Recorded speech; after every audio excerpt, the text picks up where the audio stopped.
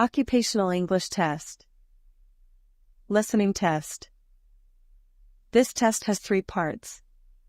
In each part, you'll hear a number of different extracts. At the start of each extract, you'll hear this sound.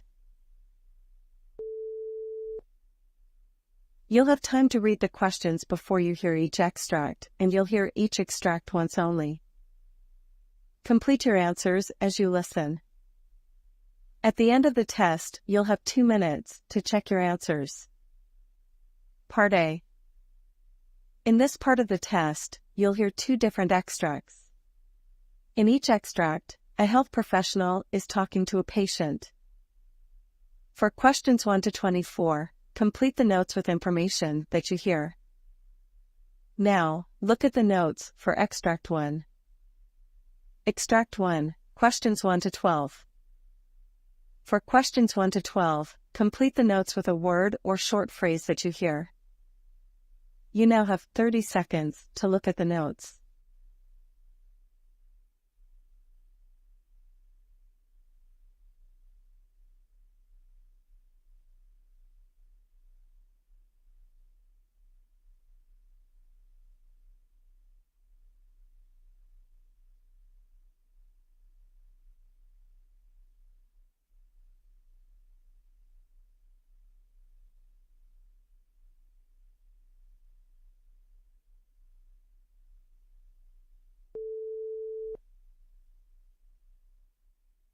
Hello, how can I assist you today?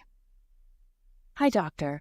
I've noticed some red sores on my son's face, and they seem to be spreading. I'm quite worried about them. How long has your son had these sores, and where did they first appear? They appeared about a week ago, starting near his mouth, and now they're spreading towards his nose. Do these sores burst and form a honey-colored crust? Yes, they do. Some of them burst and then crust over, while others seem to be just red spots. How old is your son? He's 5 years old.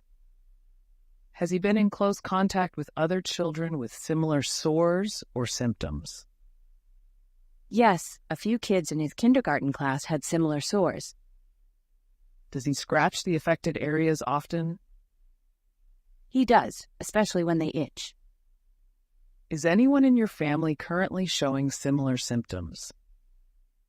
Not right now, but I'm concerned about it spreading to his younger sister. I understand your concern. It sounds like your son might have impetigo. Impetigo is a contagious skin infection caused by bacteria, and it's common among young children. Oh no, is it serious? How can we treat it? Impetigo is not typically serious, and it's treatable. Topical antibiotics are the primary treatment, but in more widespread cases, oral antibiotics may be prescribed. Ensure your son doesn't scratch the sores and keeps his nails short to prevent further spread. Should he stay away from school during the treatment? Yes, it's advisable to keep him away from school until he's been on treatment for at least 24 to 48 hours to prevent spreading it to other children. What precautions should I take at home? Regularly wash your hands and your son's hands. Ensure he uses his own towels, bed linen, and clothes, and that these are washed frequently. Try to keep him from scratching the sores by keeping his nails short and perhaps using mittens when he sleeps. Are there any dietary changes we should make? There's no specific diet for impetigo, but a balanced diet can help boost his immune system.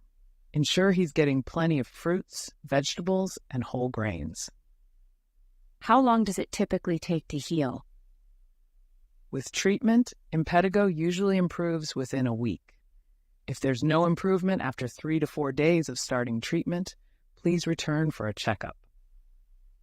Thank you, doctor. I'll start the treatment immediately and ensure we take all precautions.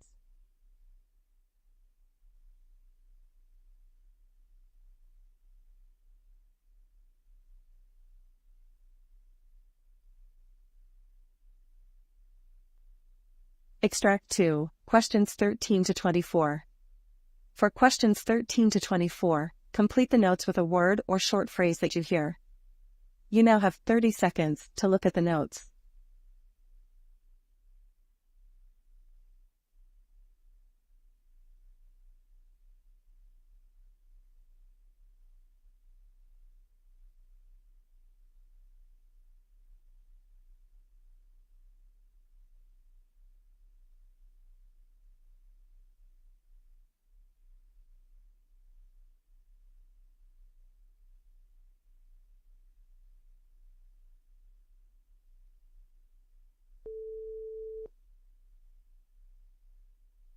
Good afternoon, doctor.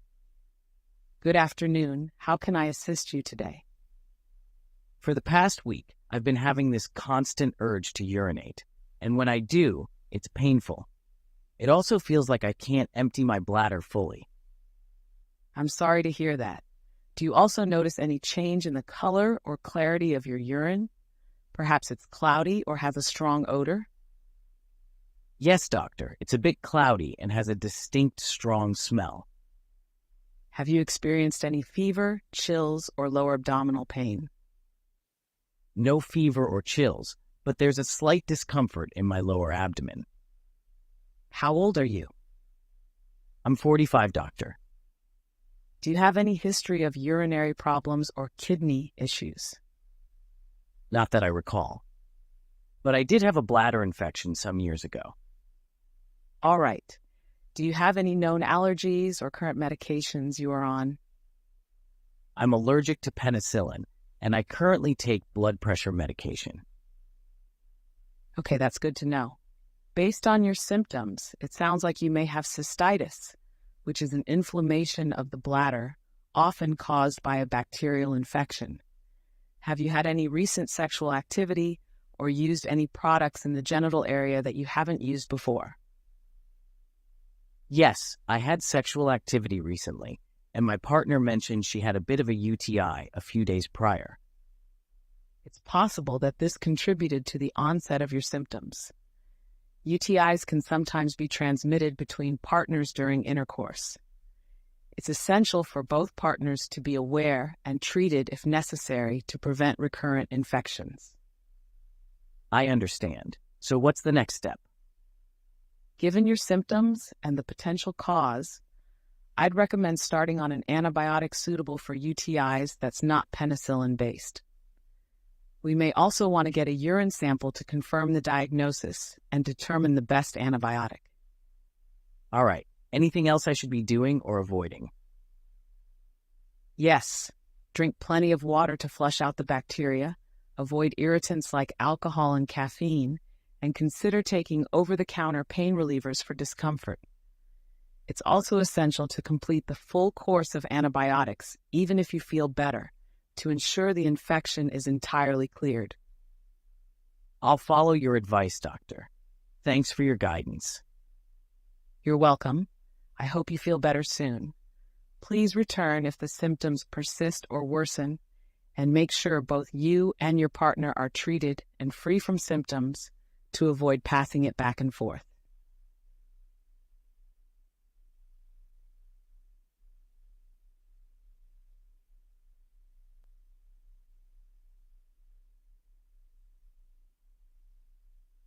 That is the end of Part A. Now look at Part B.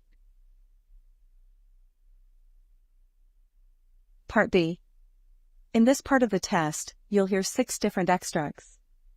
In each extract, you'll hear people talking in a different healthcare setting. For questions 25 to 30, choose the answer A, B, or C, which fits best according to what you hear. You'll have time to read each question before you listen. Complete your answers as you listen. Now look at question 25.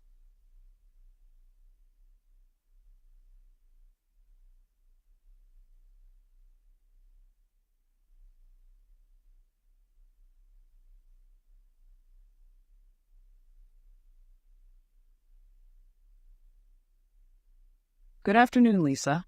I wanted to discuss Mrs. Green's case with you.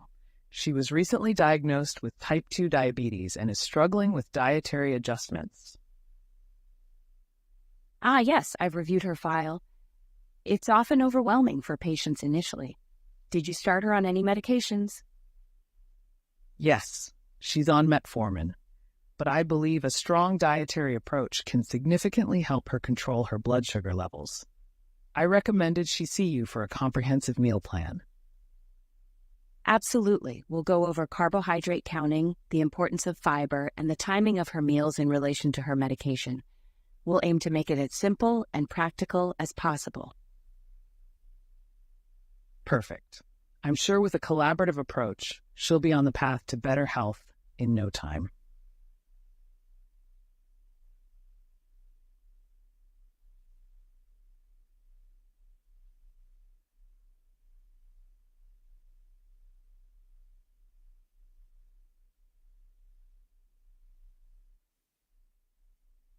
Now look at question 26.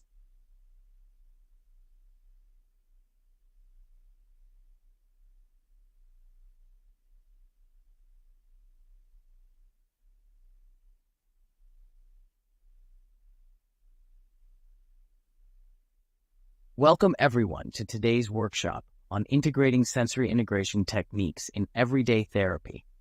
Over the next 4 weeks, we will dive deep into the principles of sensory integration and how it affects both children and adults.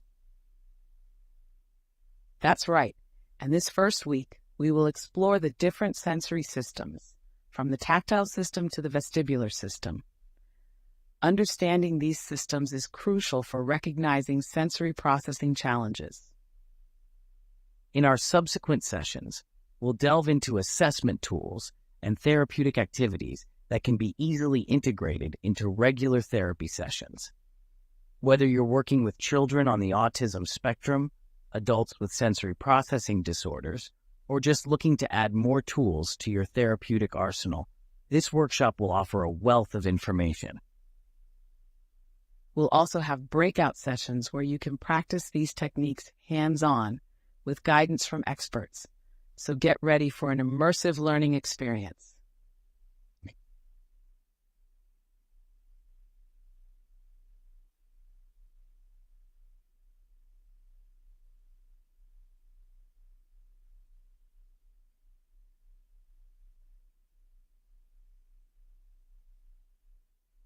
Now look at question 27.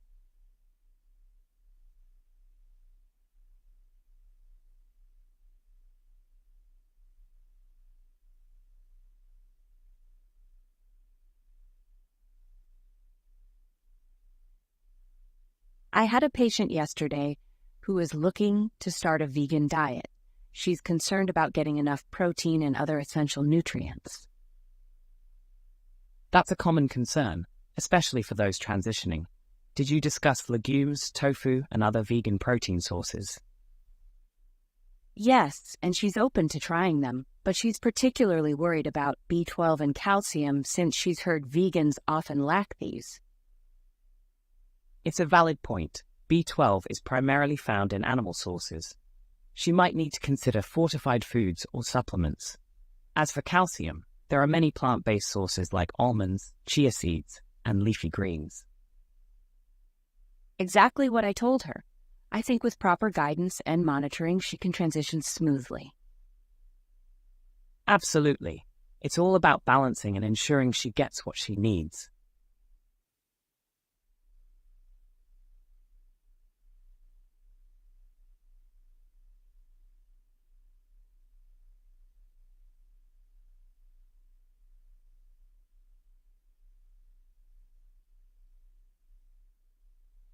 Now look at question 28.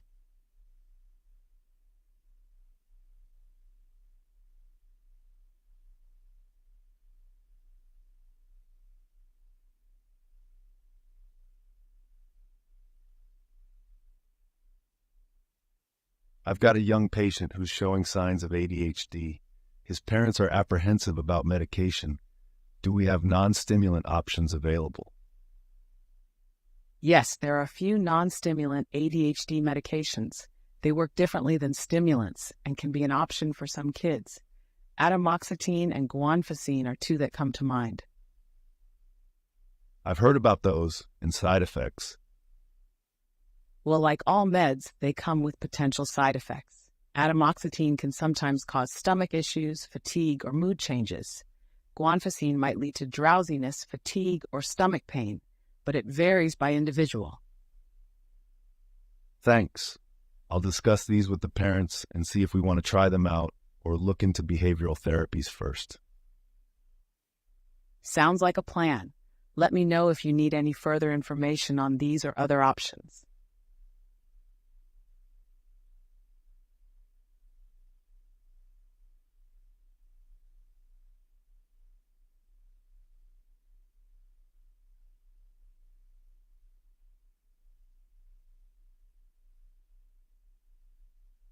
Now look at question 29.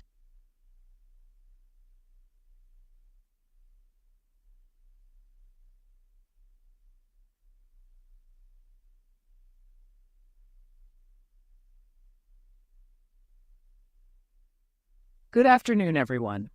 I'd like to start today's seminar by discussing the core principles of patient-centered care. This approach is not just about treating a disease or ailment. It's about treating the entire person. It's vital to remember that each patient is unique with their own backgrounds, experiences, and perspectives.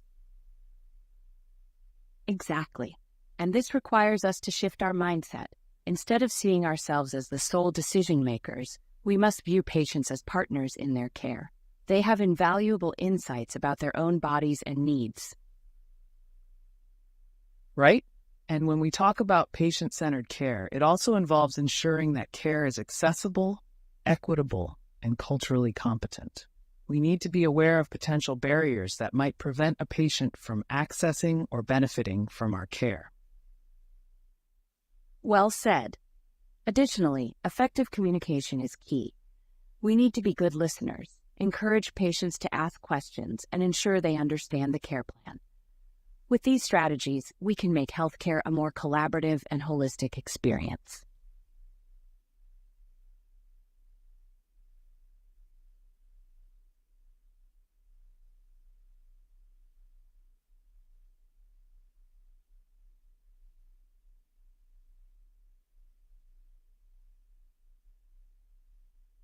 Now look at question 30.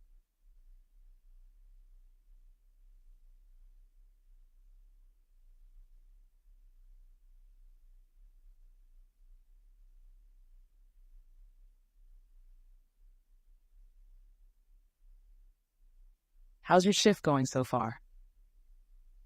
You know, pediatrics always brings its unique set of challenges.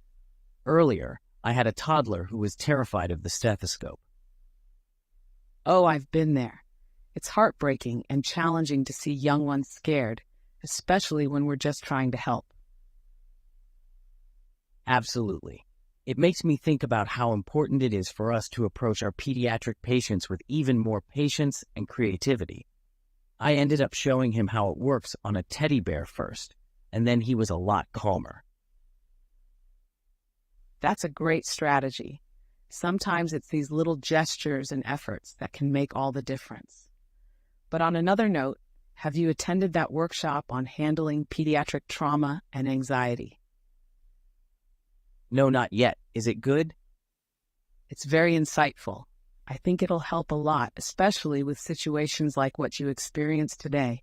I'll share the details with you.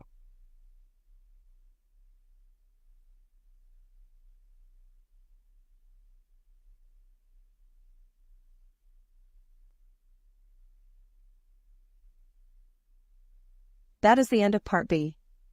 Now look at Part C. Part C. In this part of the test, you'll hear two different extracts. In each extract, you'll hear health professionals talking about aspects of their work. For questions 31 to 42, choose the answer A, B, or C, which fits best according to what you hear. Complete your answers as you listen. Now look at Extract 1.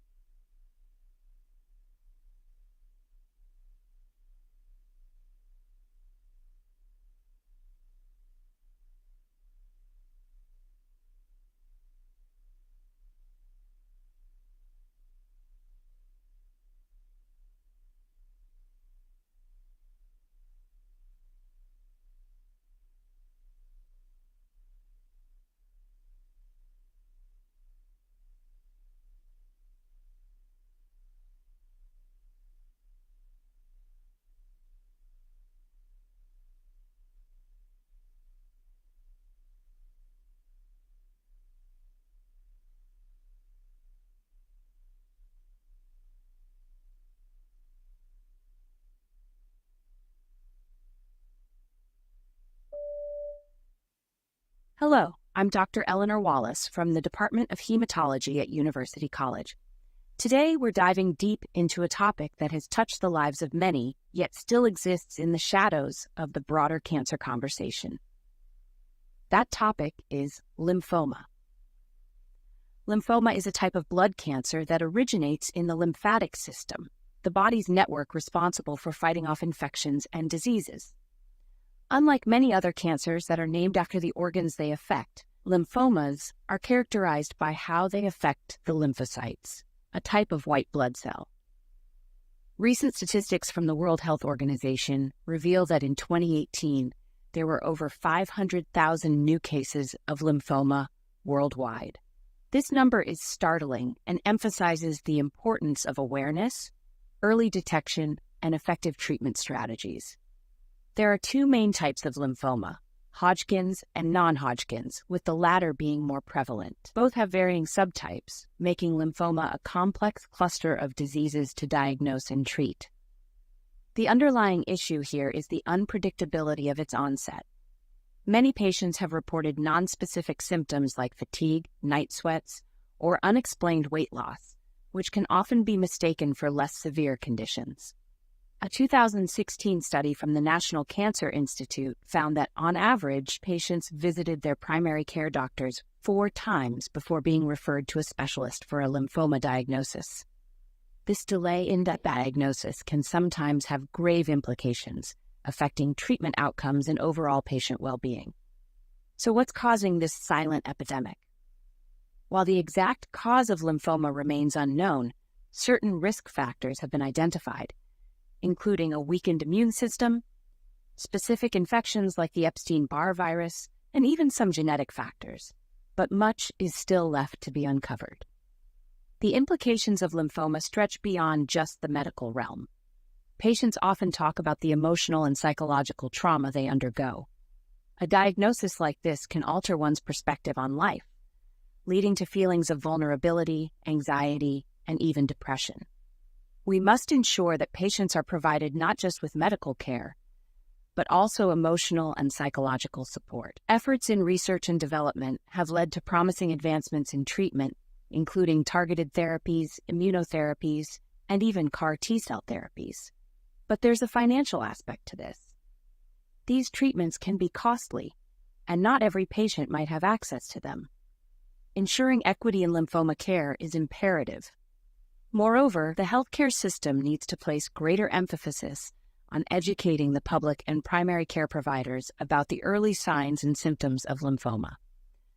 A well-informed populace can lead to early detection, which, as we know, can significantly improve treatment outcomes. In the larger tapestry of the healthcare conversation, lymphoma threads run deep, and yet they are often overlooked. As with any health concern, advocacy, education, research, and support are critical. Lymphoma might be a silent struggle for many, but by shedding light on it, by investing in research, and by fostering a community of support, we can hope to change the narrative. In conclusion, it is our duty as healthcare professionals, researchers, policymakers, and community members to amplify the voices of those affected by lymphoma and to ensure that their journey from diagnosis to treatment is as smooth and as hopeful as possible.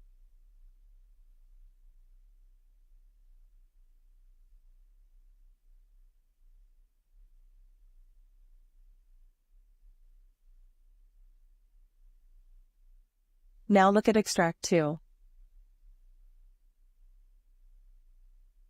Extract 2, questions 37 to 42. You now have 90 seconds to read questions 37 to 42.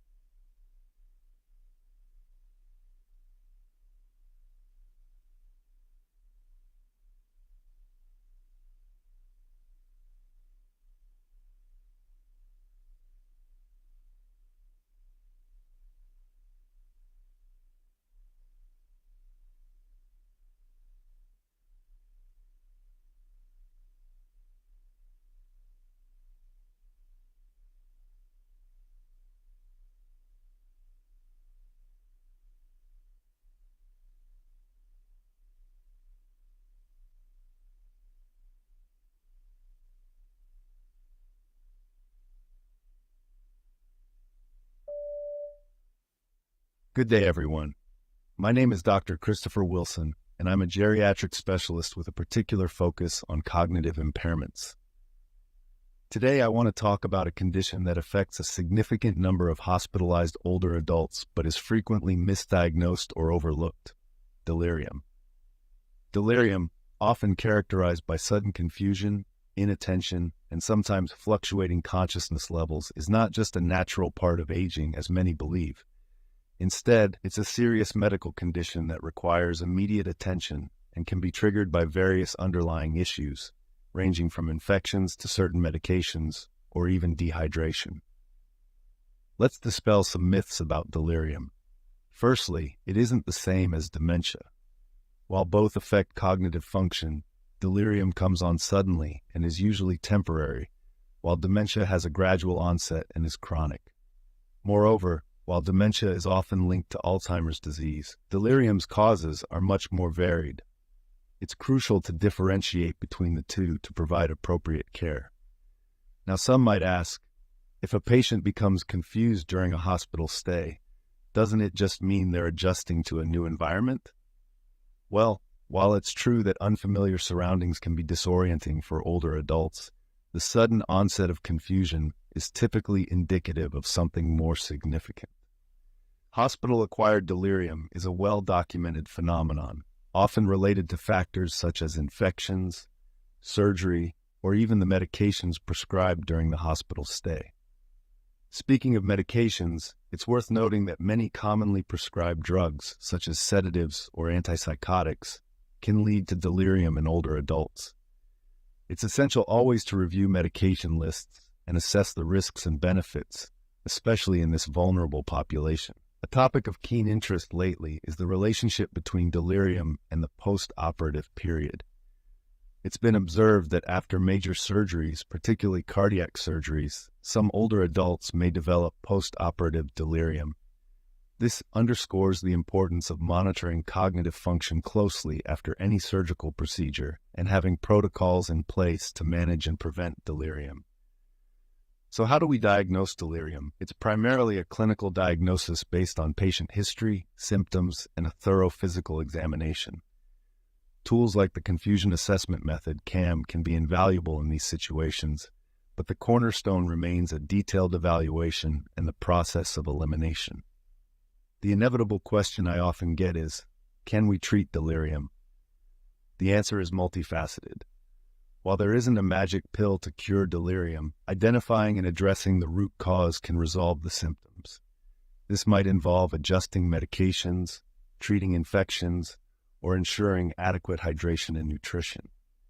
However, it's not just about treating delirium, but also about prevention. This includes approaches like regular orientation, ensuring a consistent sleep-wake cycle, and even simple measures like ensuring patients have their glasses or hearing aids. To conclude, delirium, while common, is not an inevitable part of aging. With a better understanding and timely interventions, we can manage and even prevent this condition, significantly improving the quality of life for our older adults.